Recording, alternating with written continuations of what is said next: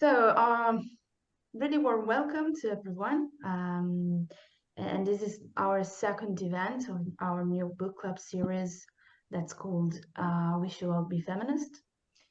We invited basically different feminist authors to discuss their work and its themes to gain a deeper understanding of critical gender issues that are pervading Europe and also beyond.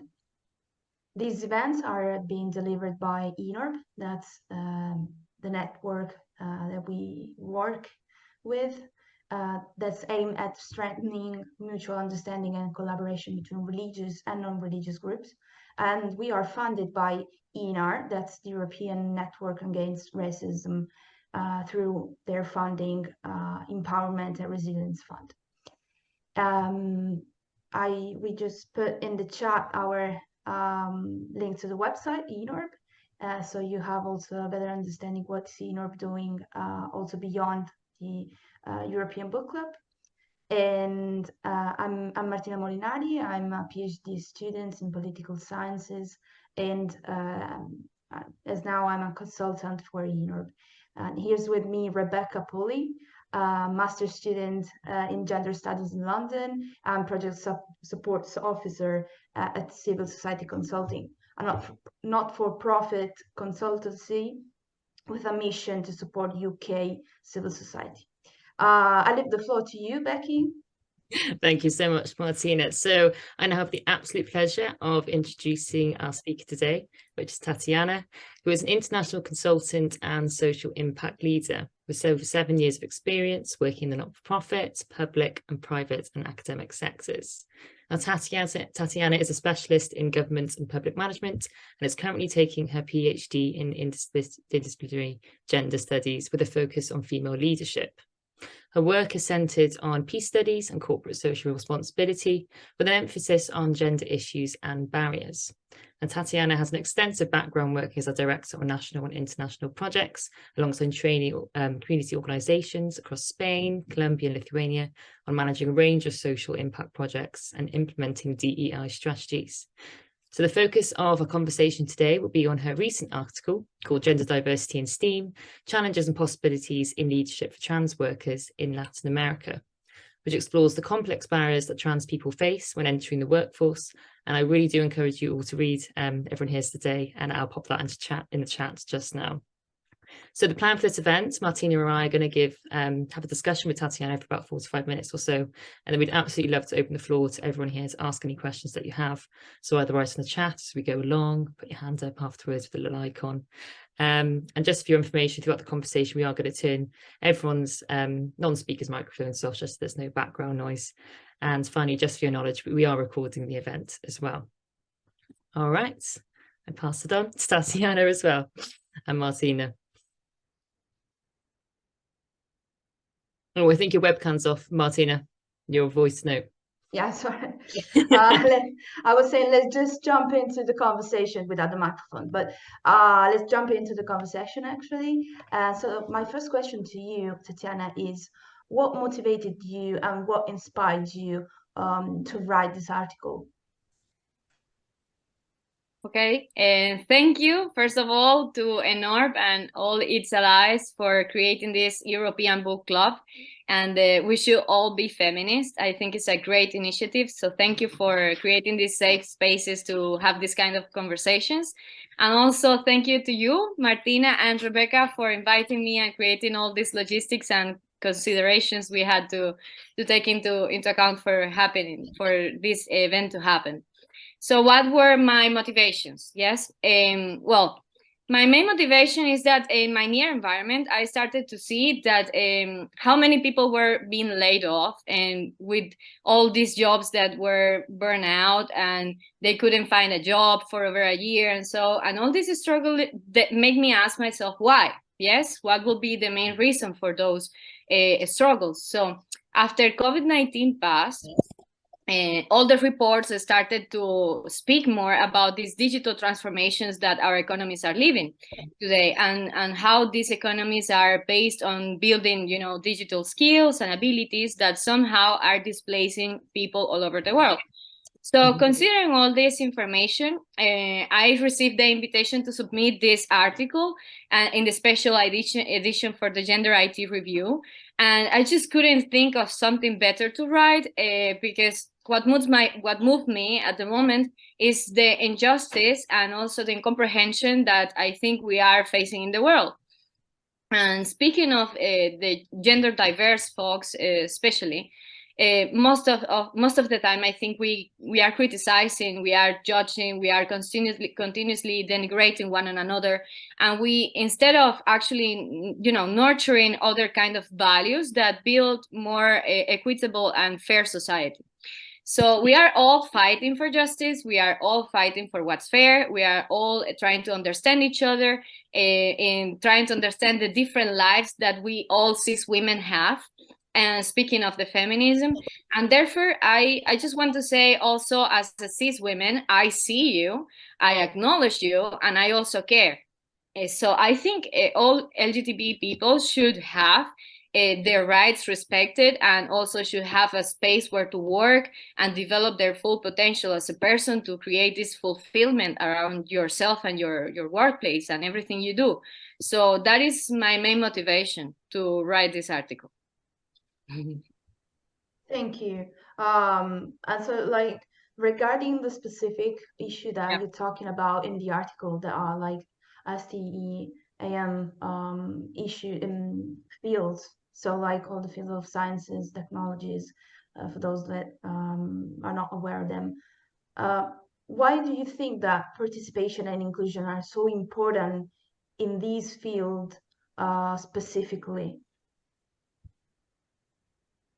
I mean, did you thought about like those kind of fields specifically for a reason, and why do you think it's so important to talk about inclusion in those kind of fields?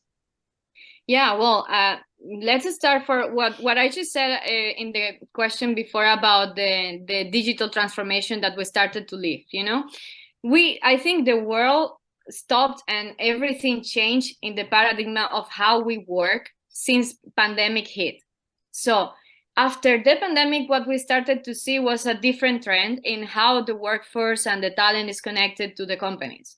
So that is why the STEM sector. Yes, because I think that from now on, what will come will be greater and greater every time, because technology works faster than us. Yes. So that is one main point to say. But the other thing is to spend more on the STEM per se, is that as you said, STEM stands for the sciences, technology, engineering, and mathematics, disregarding the A for arts. In the arts, we also acknowledge other careers, other sciences that are within media, making, digital technologies, graphic design, audiovisual careers. And among those, you can include even, I have read in many articles that they include also astronauts, for instance. So most of us, we actually ignore all this, right? Until we actually get to read more and get to know the topic. So speaking of these academic fields, that has been theorized by Michel Foucault. You can read more if you would like to about it. They have been theorized in terms of the exercise of power, hierarchization, classification, and preservation of the knowledge. So somehow there is also a distinction on how the careers have been and the knowledge have been classified. Yes? So speaking of this, taking back to the participation and inclusion and why the connection with STEM and all these considerations that I have just said, is because when we speak about innovation and creativity, these are often expressed without the boundaries of science, yes? And the debate whether to call it STEM or STEAM or starts with this idea of establishing a distinction between the industry, the creative industries, and the logical, mathematical, and more rational or rigid careers, yes? So I think we also most of the time forget as society our history. And we have had greater thinkers in the world that were very creative people among disciplines. For instance, we can speak of Leonardo da Vinci, which we know, of course, by his art, but he was also a polymath. We also know about Einstein with his relativity theory, but we forget that he said that he had this idea by intuition. And he was connected with playing the piano. I think it was the piano, but he was also connected with music. So most of them have been exposed or influenced by some sort of art also that brought this information somehow to them. For instance, we can also speak about Ada Lovelace, that was the first computer programmer, and she was also a talented musician, writer, and mathematician. So it's not like one takes over the other, yes, but getting back about the participation and all this main issue is that we now know that this pandemic changed the way we live and the transformation of the economies and everything. And we are now acknowledging that the differences, the gender differences that we have are wider than we thought. Because now that we have technology, we are experiencing in our economies in Europe and in other parts of the world that there is a lot of people, a lot of talents and workforce that is there in the streets without being able to work for some reason. So there is a disconnection between the talent and how to take advantage of this digital transformation. So that's why it is important to speak about this topic, because we are creating, therefore, we are creating more exclusion, and we are promoting somehow this continuous circle of poverty and inequalities, and therefore forms of violence and discrimination. Yes, so that is why. So basically, like the movement for expression of personal expression, also artistical expression, could be beneficial also for like the scientific production. Yes. Yes, it actually in motives and creates more. It's like an stimulus. Yes. And a stimulus somehow, and it creates also, it helps you to be more creative and more innovative, and this is something that, you know, as Europeans no, as North Americans want to hit first in everything, right? So they created this because they wanted to be the first to explore creativity as means as a motor to be more innovative. So they mix strategies within this logic rigid ideas of being an engineer or being, I'm not saying that is not important. It's as important as humanity is important, for instance, because now, for example, we can have technology, but we need to humanize the technology, right? So I am one of those that I think technology is not going to leave us without job. I don't think so, because we are the motor for it to work. So we can create the world as we also want it to work. So it's our responsibility to do it with ethics, with implementing, for instance, data that considers other perspectives, gender perspectives, not data that is only for men and women. That is, for example, a problem that I mentioned in my article. Because when we are in my article, I mentioned that when I tried to research about LGBT, specifically about transgender people connecting to these careers, there is non-existent data about it, non-existent. And how can you measure something and try to understand something if there is also no data about how to understand it? Yes? So this is also another form of otherness or invisibility that must be tackled in how to understand in data, so that's why it's important to have gender diverse talent working in such careers. Yes. No, I've definitely seen this in my own master's as well. Just trying to find data on gender diverse, like even in economics or anything simple like that. It's just not there. Then how are research meant to engage with this, and how are we meant to, you know, create policies in line which, you know, do promote inclusion and things like that? And I think I was going back to your technology point, which I find fascinating as well. We see it in the UK, it's such a dichotomy. A new government now, you know, the STEAM, you know, you've got to do the maths, and then in connection with this, the arts are kind of secondary because they don't make money for us. And it's just such a collusion between them, and it just doesn't make any sense. So perhaps my question for you, I think a little bit, is within your work, because you do so much work as well in DEI, have you seen anything which you think, oh, this is actually a really good way to promote inclusion, or is everyone still just so backward from it and just not keeping up? Well, like I have seen many good ideas. Yes.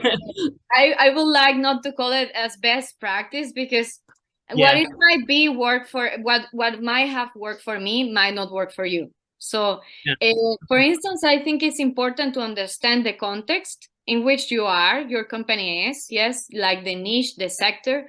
Try to understand the demographic of that sector and how is your product or your company impacting those different audiences, right?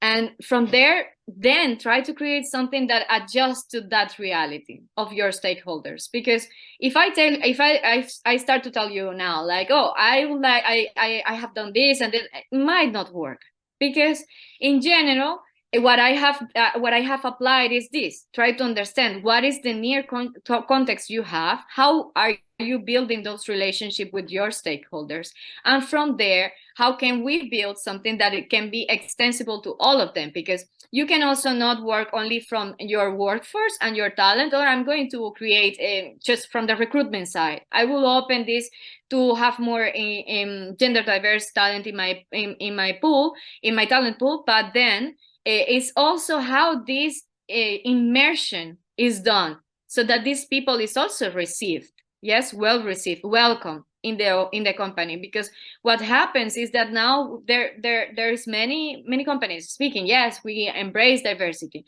we receive these people also, but in the meantime, people are burnout, resigning, then speaking bad about the company, and then I took note of this not to forget, because I wanted to say it. Then it becomes a PR problem for the company, and so there is communicational side, and let's go and speak about all the good that we are creating in the world, all the value that we are adding to society, and so on, which I don't doubt, because companies are necessary to keep the system going on and for everyone to have an income and live and etc. In all this capitalistic idea that is hard to forget. So in the meantime, so how can you create this that is not just a compliance box to tick, and that is actually something that you pray as you live, you know? It's a value, yes, it's something that you actually breathe.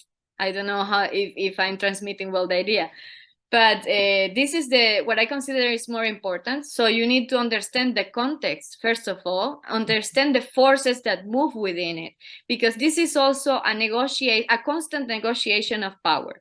We are all the time taking and giving. So in this order of ideas, I mentioned some of it in my article also about the study of power, because we think, oh, I cannot do anything. I step aside, rather, because I feel like this little against this huge problem, right? So I don't think it is like that, because every step that we take is a step that we are trying to creating this awareness in society, also creating this, changing this mindset and breaking those paradigms, and bringing into light that there is different views. So we shouldn't be just narrow to one, and accept. We should respect one another. We don't need to share the views. I don't need to share the views of a radical feminist, for instance, because I don't think like them, but I respect them. It's fair. Everyone should have their own opinion. That is why we have this expression of ourselves, right? So I don't want to be in a society that everyone is the same. No, I agree. We'll get nothing done then. We'll just be the same, and no innovation or anything like that. It'll be so boring. Yeah, definitely horrendously boring. Yeah. But you mentioned like the role of companies, you know, today, and they're basically talking about like gender diversity a lot. They're also like funding like Pride, for example, in Italy. They are more roles in diversity, equality, and inclusion. And I like your point of view on that, because sometimes I think like they're just, as you said before, they're promoting something like only superficially, maybe only on the surface, and then actually they may be kind to like gender diversity people that work with them. But what about the work they are doing outside their countries? What about the work they're doing and the impact on the environment, the impact of human rights outside their country? Let's say multinationals. Let's take an example of the multinationals. They're just really open towards LGBTQI plus people, and then they produce in countries and they're infringe like fundamental rights. So what's your point of view of this? Can be beneficial on one side for LGBTQI plus people and at the same time be not that good for the rest of the world. What do you think about it?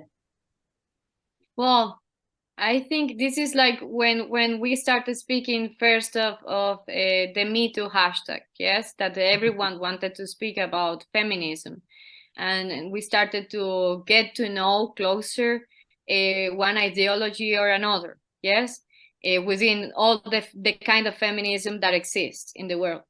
But what I think the most is that, yes, it creates an expansive wave, yes, because of the scope they have, for instance. But at the same time, it becomes also harder to control what to believe and what not. So that's why I think it is important for us to build our own criteria. We should try to follow legit news or legit sources of information where to get this knowledge about the movement per se, about the movement of feminism, what it means to be a feminist, what does it mean to be a DI practitioner, what does it mean to defend human rights, what is it, what you stand for, like to really recognize and understand then the purpose of the rest of the people, right? But on the other side, these multinationals, they do implement strategies all over the world, but let's not forget that they are companies, and their interest and their money is where their interest is. So if they are implementing strategies, most of the time is because they also have some kind of impact in that society, and that's why they are trying to also create something good in it, yes, or to erase the damage they have done, or for instance, so in the past, well, actually a few days ago, there was in the BBC news some news about I don't want to say the name of the company, but this company had in Nigeria, I think in Africa, they have a big plantation, and the supervisor, a person from UK, was having some sexual harassment cases within the talent force, and the talent force was mainly Nigerian women. So you can create all the strategies you want in DI, but you cannot control how people react or how people behave in the end. And such a big company, what you can do is try to then have these policies like, okay, we are sexual harassment, it's not something we can accept, so this person will, all the weight of the legal side will be on him. So they can take all these actions, but either way, it's also something that affects them very much in terms of image and legacy that they are creating. And not all of them are as bad, yes, because some of them are also creating a value for real. So it is something very hard to balance, because multinationals, we also know, I studied before international development, so I really know what is the effect that multinationals have as a power when they are united against governments and politicians.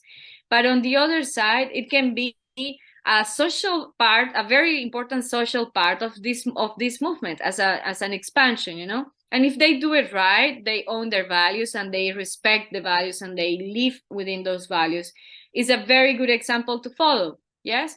For instance, I would like to say, for example, one that you told me, no best practice. I don't like to say best practices, but this company, I really love what they do. Bayersdorf in Germany. Yes, it's a company I always have to, I dream to work with them.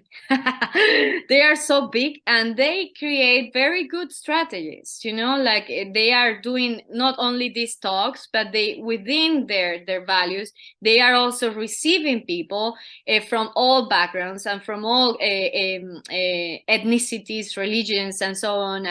And they give them voice, and it's not just a fake thing, you know, to social media, to show in social media. So I think I would like to maybe explore this more, you know, like in deeper value, because then we are starting to generalize, and that is also not good. I don't think that that creates any good debate. So that is my opinion about that. No, I agree with that. And generalization is so easy without taking the context as well. Very much so. Thank you for that. I thought maybe we can move a little bit more back onto kind of discrimination as well, and definitely within your article, which I found really interesting, is when you kind of mention examples of microaggressions. Possibly if you could say, you know, what microaggressions kind of mean to you and how you perceive them, and perhaps some like short and long-term impacts of those as well in the workplace, or any other informal contexts. Well, microaggressions, I have experienced it myself. I think most of us, women, men, LGBTQ and plus, everyone, I think have been affected by microaggressions. The thing is that now we can put a name on it. Yes, why? Because these microaggressions are subtle, sometimes very unintentional, but this is a way of also discriminate or create prejudice in marginalized groups of people. And this is a topic that is widely studied also by an author that is called Dr. Daryl Wingsu from the University of Columbia in US. And microaggressions can be verbal, non-verbal, can be insults, can be derogative, can be negative messages to a targeted person for a special characteristic. So in this case, we are speaking of sexual orientation. We can speak of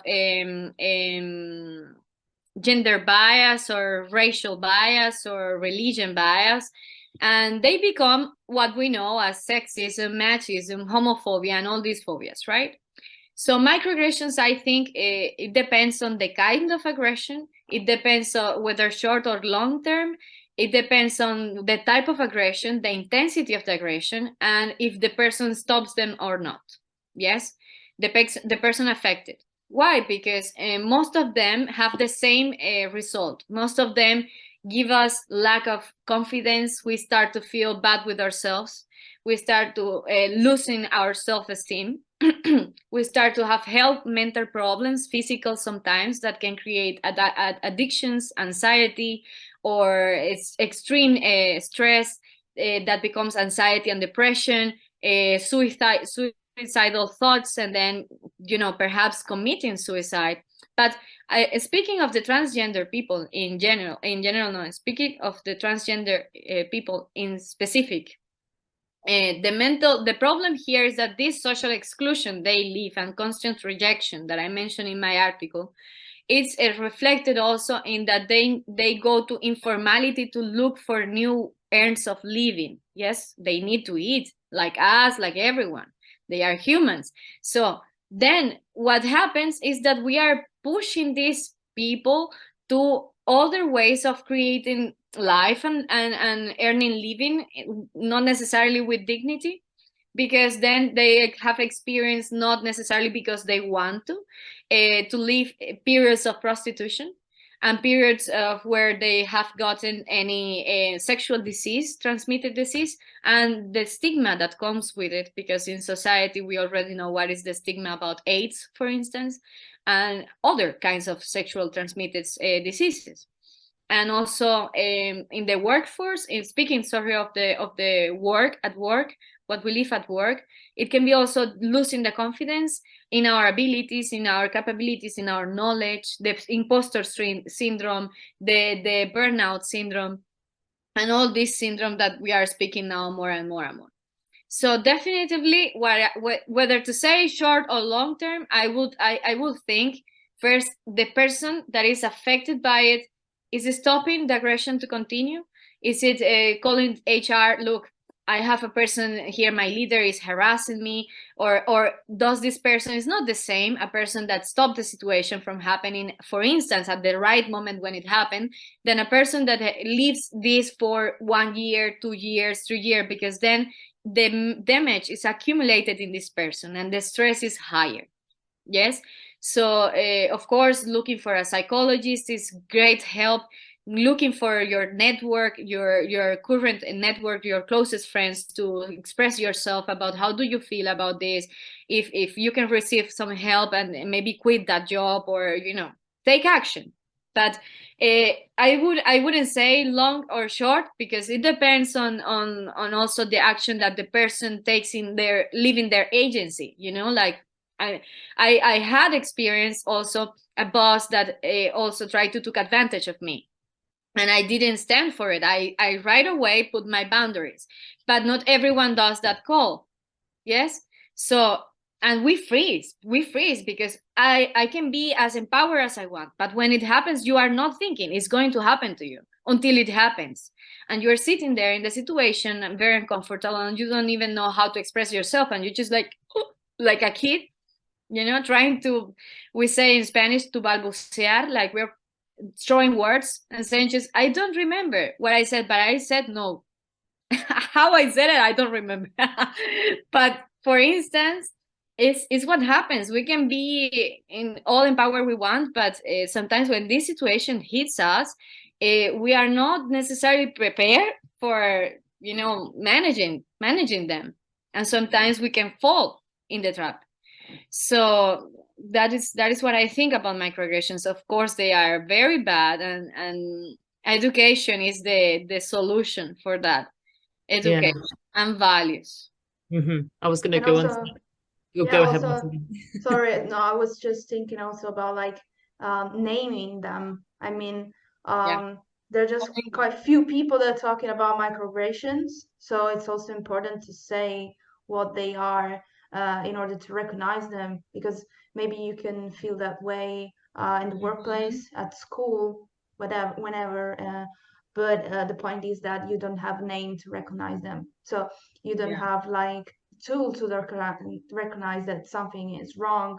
I mean, you can feel it, but you can't say this is a microaggression that they're doing to me, or maybe I am the person that does that, because we are, I am the one doing it. Yes. Yeah, because I think that we can, we need to take our responsibility, our accountability, and so it's also important to name them and to recognize them, not to, not just not to receive them, but also not to do them on the others. Sorry, Rebecca, you were asking. That was brilliant points. I was just going to say, I can imagine as researchers, it's quite difficult to capture the knock-on effects that you've kind of explained there, and how widespread the knock-on effects can be from these microaggressions, or unconscious discrimination, as some like to call it. But I was in your article, you do mention a really good sentence that caught my attention. You kind of said the constant rejection and social exclusion affects their self-esteem and their mental health, and then in consequence, this impacts society as a whole. I would just love to know your thoughts and a bit of elaboration of what you meant by this. Of course, this is a very necessary question, I think, because, we all know, I think this is of public knowledge. We want to ignore it, that is another thing, but it's there. So the social exclusion costs us, to all of us, in the higher health cost that we pay then in taxes.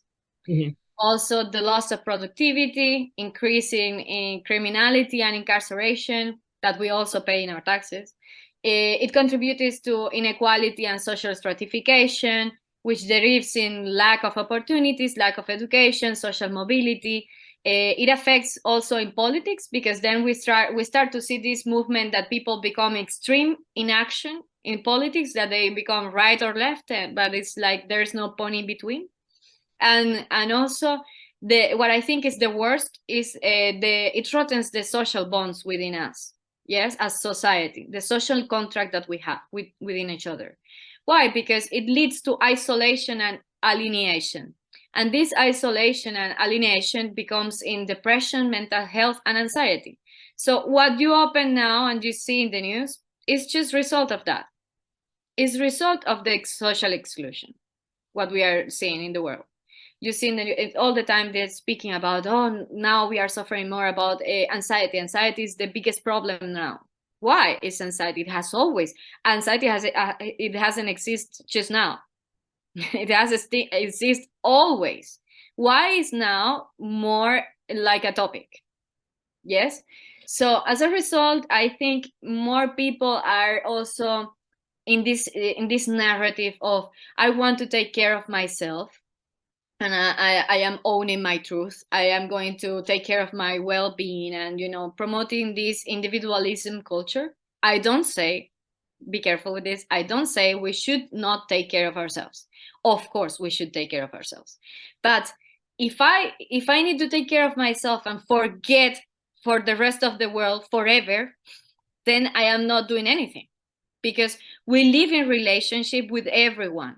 So we should not ignore or forget that the other people is there. As much as we need them, they also need us. So this is symbiotics everywhere. And sometimes when we ignore this, what we are attracting is more exclusion, more discrimination, and more poverty. And also, I want to say something important here about the institutions and the government, the role they play, because the government and institutions are supposed to promote this welfare, this social and economic support that they provide to all of us to have a good plan of life, yes, and to reduce these poverty inequalities and to create opportunities. That is the purpose of those institutions, the social act. But in the end, it's not happening. But when it happens, when it works in societies where it has, like for instance, the Nordics, that it works. Why it works? Because when they create this welfare, this system that can be sustainable for everyone, they create also programs and projects that also enhance the well-being of the people, of their citizens. So in the end, when we are approaching this in the European Union and the European Commission by doing, this gender mainstreaming in laws and projects and programs, this is the main intention. We need to recognize that there is a good intention in it. The problem is how we do it, because we have some very big complexities in Europe on the institutions and the bureaucracy of how everything works, that makes everything more difficult to implement and how to measure it. Because not all, then we have all the institutions and all the European Commission and the laws and everything, but then also we have, every country has its own laws. So it is quite complicated how to get to a conclusion on whether we are doing it good or right. So this is a topic quite hot right now about this situation with the gender mainstreaming approach. But I think it's important to speak about it, because I think there is also a door there on things to find of how to solve the problem. So yeah, that is what I think about this topic. And it also not depends only on the the member states, but also like in the context where you put that law. I mean, you can ban some kind of behaviors in the workplace, but you can't like just force people to be kind to each other. You should like do something else, do something like more appropriate, like traineeship, educating people. And so regarding this, I was wondering if you can tell us a little bit more about what you think about being a good ally to, not just transgender people, but to LGBTQI plus people and to minorities, not I'd say quantitative minorities, but minorities meaning political minorities. So how can you be a good ally? And also, what do you think about involve more people in this fight against discriminations and aggressions? Can you say again? Involving more people? More people. Okay. Yes, sorry. I was like, more or old? people. More like also yeah. an ageism. Yeah, I mean, more people, like Yeah. I'm talking about, like, for example, also men, there are traditionally excluded from gender studies, excluded, or they exclude themselves from gender studies, and men, but also like younger people, older people, more people as Yeah. possible. Okay, so well, first of all, I think there is important to recognize that we all have some sort of privilege, right? And this is something we sometimes ignore. Yes, that we have had access to education, we have access to maybe see other countries, so we have other things in our minds that also can help us to put things into perspective for other people that haven't had the same experiences. For instance, speaking a second language, or whatever the privilege is. What I think is try to acknowledge those. I actually kind of received the same question once in a class I was having, and the person said to me, so am I bad, or I should feel guilty for being white and having all this, being man, white, and being European, for instance? So I don't think we should feel bad or guilty about it, or create a stigma around the privilege. What I think is the privilege is given, yes, whether you are egalitarian or not. This has been also a topic very studied by Harry Broad, the author, about the privilege. And I think is you should understand what is within your reach.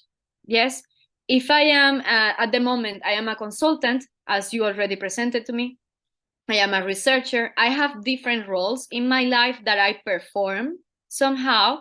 And in every topic, I try to create strategies or things in which I can create more awareness around these topics. So it's what I care for. Other people might be environmental stuff. Other people might speak about, I don't know, biodiversity and so on. For me, is gender diversity, is the people, is the opportunities, is that. So I will ask to myself, how am I handling my own relationships? I do have friends that within intergenerational gaps, within intersection gaps, and so on, that I can, attend somehow, help somehow. So of course I will do it. If it is in my hand, I will do it. The thing is that most of the time we think, oh, we need to take massive action. And social impact is not necessarily about massive action, unless you are working for the government and you can create a law, or you can create a program, a project, and break down those in small activities that can help to, I don't know, people to create small companies or small businesses and give them support and blah, blah, blah, But most of the time we are speaking as regular citizens, and what do we do? Yes, because the problem is huge, we are small. So what can we do is, in our near environment, ask to ourselves, what do I have in my scope, and how can I do to create something? Yes. The thing is that sometimes we lack of that of that will, yes, of creating something, because we think I need to have money, I need to have a knowledge, I need to do this, I need to do that. And then we see, for instance, now that we have this new generation of TikTokers, there's people speaking a lot about lots of things they don't know. Not everyone knows what they are speaking in TikTok. Yes, this is what I'm saying. Like, but this is a way also of creating influence. If you want to advocate, but advocate with information. Don't do it by doing it because I want to be famous. That is driven by other purpose. That is not connecting people. It's egocentric. But creating this kind of bridge within inequalities, where you can, open a door, open a window for someone to get a job. Oh, look, Martina, I have been deployed. I have 2 kids. I am immigrant. How can you help me? I don't know how. Maybe I can clean your house for 15 days and you can pay. Whatever it is, small things make the difference. because in the end, you are creating in your own near environment, also building this value on your own and those that are around you, you know? So I think it's important to think local and act global, like we mostly say in all these SDG ideas and commitments. So I think that is the most important thing, our emotional commitment and also our professional and personal growth commitment with the cause. Yes. I'm really glad that you touched on that, because sometimes you can be listening to this and be, come from it and be like, well, what do I do now? Or how can we do this? Or and not understanding your place exactly, because I'm a white, heterosexual, Yes. very privileged person in that sense.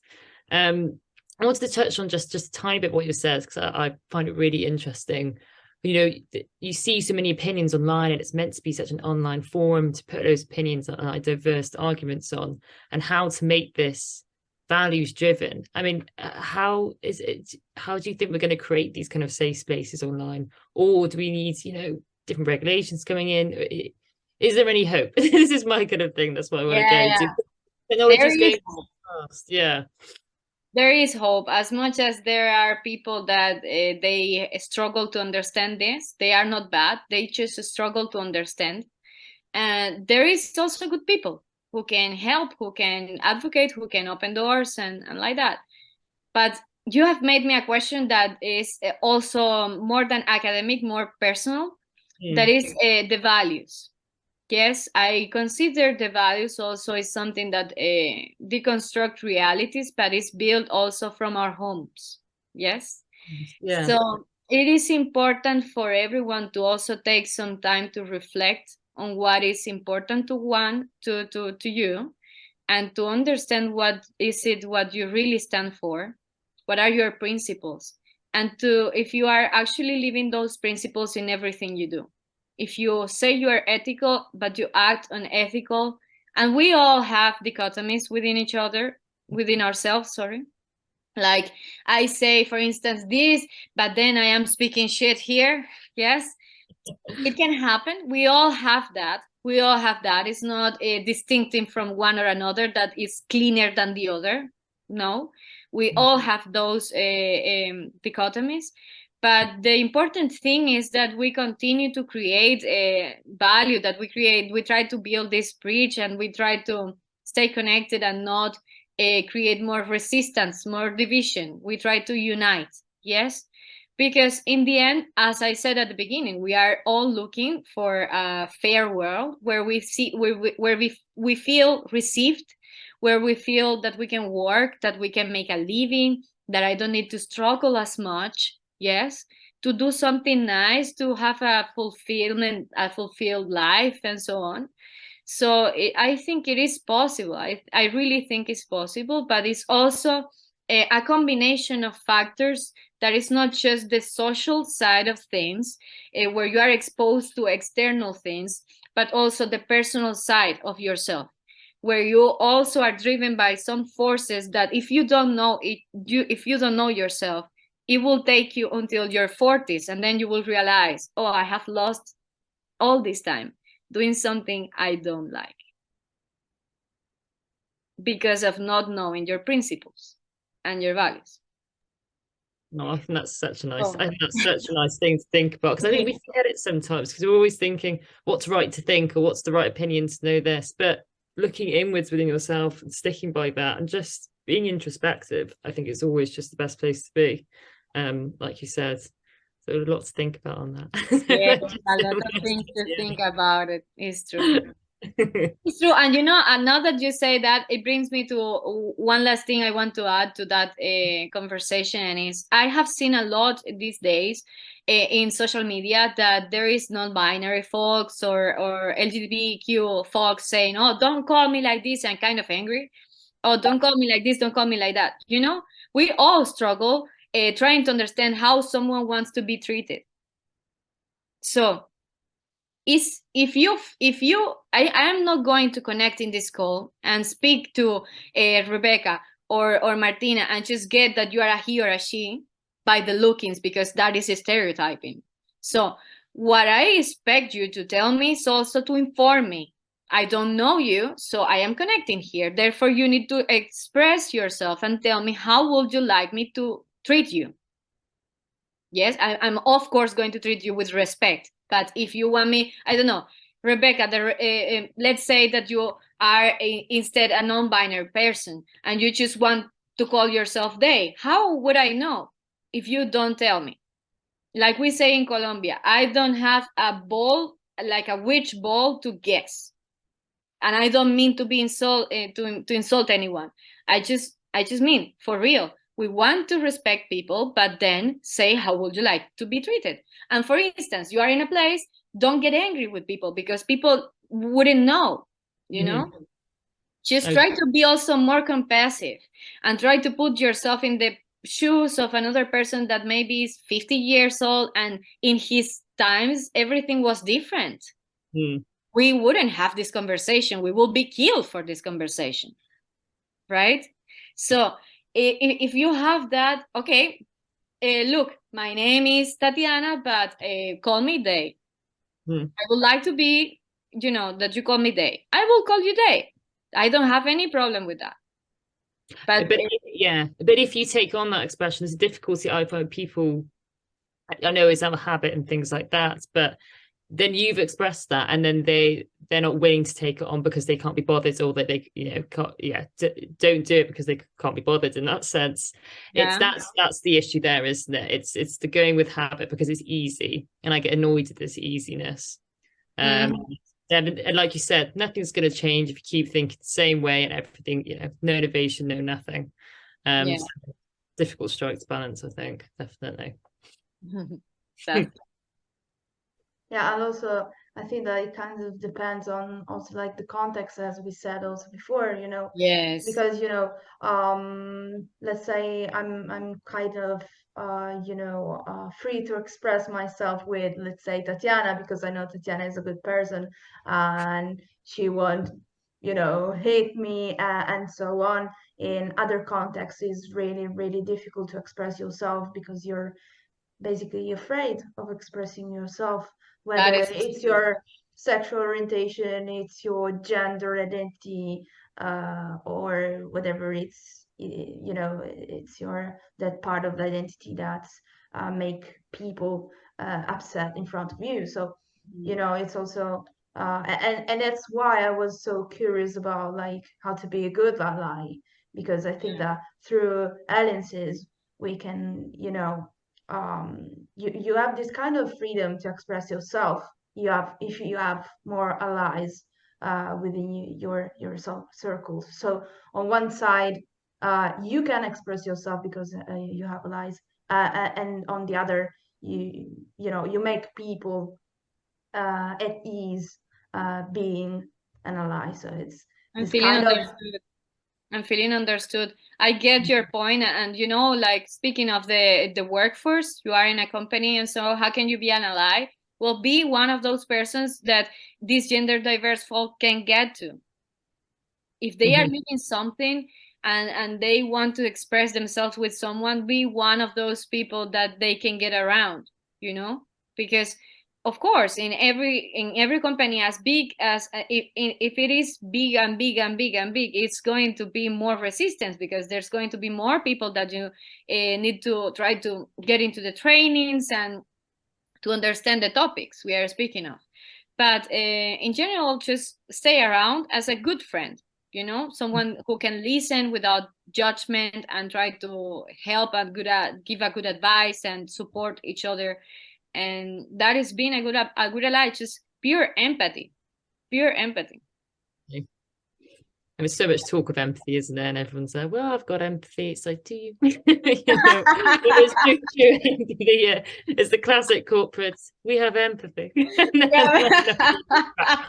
I see this all the time. It's hilarious. One of the That's so funny. It's true. Are you? So brilliant. Yeah, I think that's such a nice note to finish on, because I think it really brings it back to us, what you can do, thinking introspectively and reflexivity on yourself, but also how much impact that has on such a wider scale. And I think that's what's missing from people, and that's what your research uncovers. So thank you so much for that, Tatiana. Thank you, girls, for the invitation. And I am happy to be here. I was kind of nervous, but I think I have lost all, all in the way. Because I don't know. I always thought that for some reason I will feel like misunderstood, and because these are very sensitive topics. And my purpose and my intention, my communicative intention and purpose here is to unite rather than create division.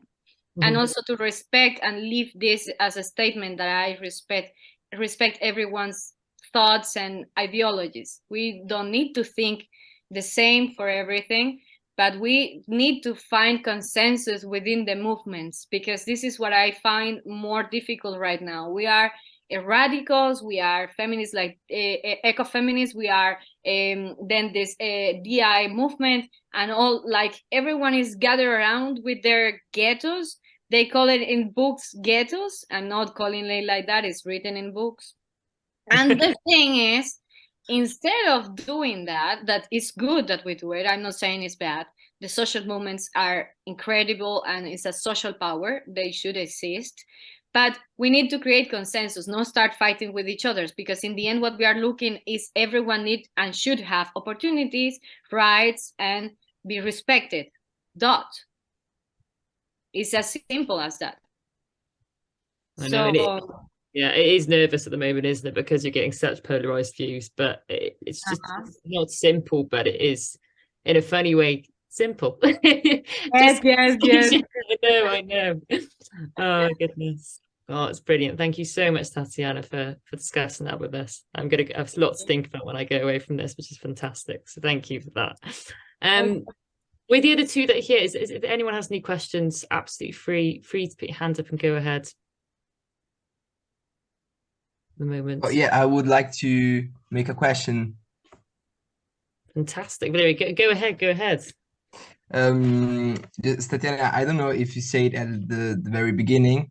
I was not listening to you, I'm sorry, but my volume was off at 0, so I just lost the first 5 minutes.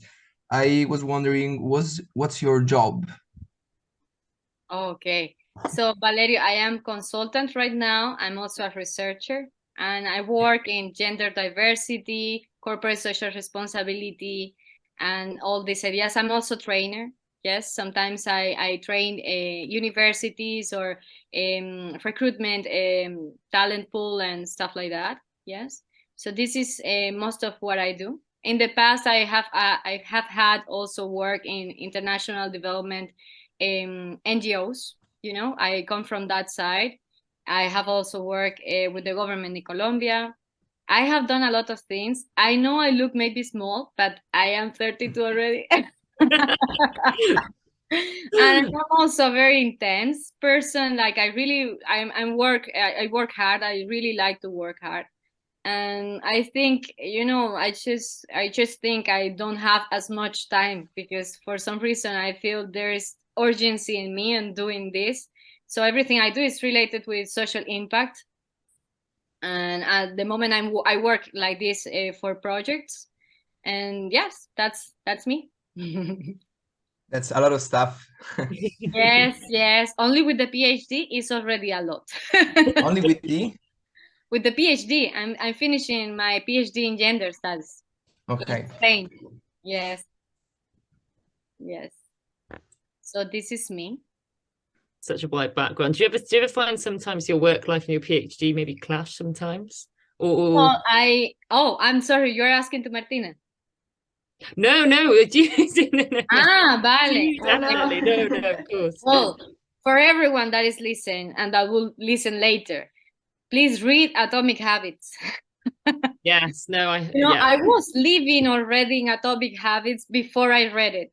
Now I know that someone was also thinking like that, because it is like a way of living, you know, that you create also a way of how to connect your purpose with everything you do every single day, so that you do small steps. And at the end of whatever project you have, you feel like you have achieved what you wanted, and not like these ideas that we normally get. Oh, I want to build this project, and then it stays all in the written letter, but it doesn't get to happen because we don't put the action. And also this inaction is some sort of mediocrity. Yes, it's mediocre. Yes. Yeah. So it's also leaving yourself in the comfort place where you don't need to push yourself to grow.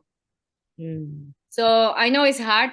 You suffer when you start to grow. It's hard, and a lot of things start to happen around you, but it's also worth the effort. So I think everyone should really try to push yourself a little bit more.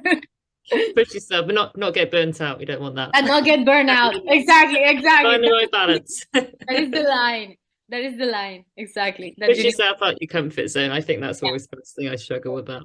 I need to read that book again, I think, Tatiana. I think I missed that purposefulness. I was thinking, how do I get out of bad habits? Instead of finding the main crux. So I'm gonna reread that.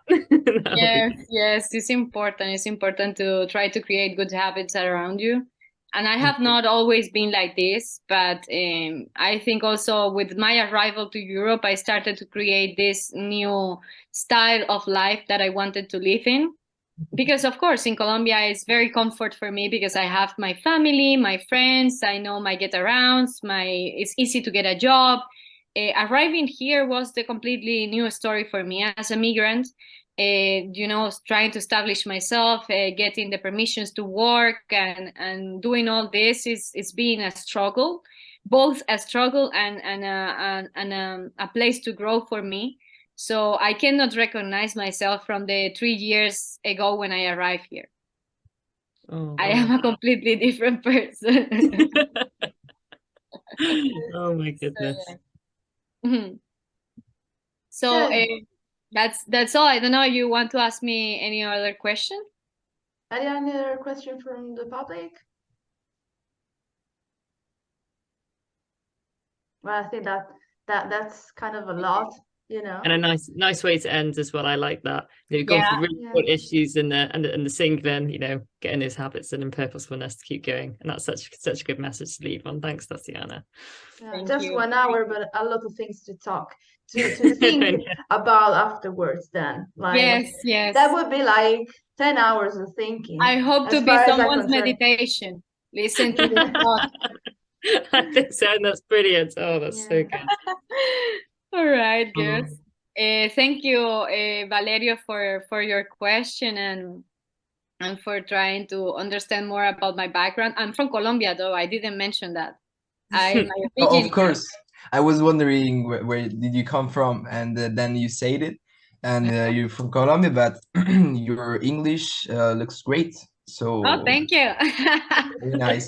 I understood 80% of what you said, so that sounds great. Very good. I'm glad that you understood everything. I hope everyone that gets to see this talk understands me also. Well, for sure. Okay, thank you very so much, and yes, thank you for the invitation, for sharing this book club. We should all be feminist and really keep pushing hard to understand that we don't need to be the same. We just need to respect and understand each other, and this is what we should try to push more as cultural and principal values of society. And continue to creating these spaces to have talks and put ourselves to think more, and also create more questions around it that help us also to get somewhere, because I think that is not something we are going to fix from one day to another. It's going to take us years to evolve as humans individually and also collectively. So it is both growing, personal and collective growing, and that is why it's so complex. So, but we need to try. Humans are worth it. So we need to try. Thank you so much, Tatiana. Brilliant message to end on. Thank you everyone for joining, and we'll speak soon. We'll get the video recording up soon as well. And have a lovely evening, Tatiana. Thank you so much. Too. Thank you. Bye. Bye.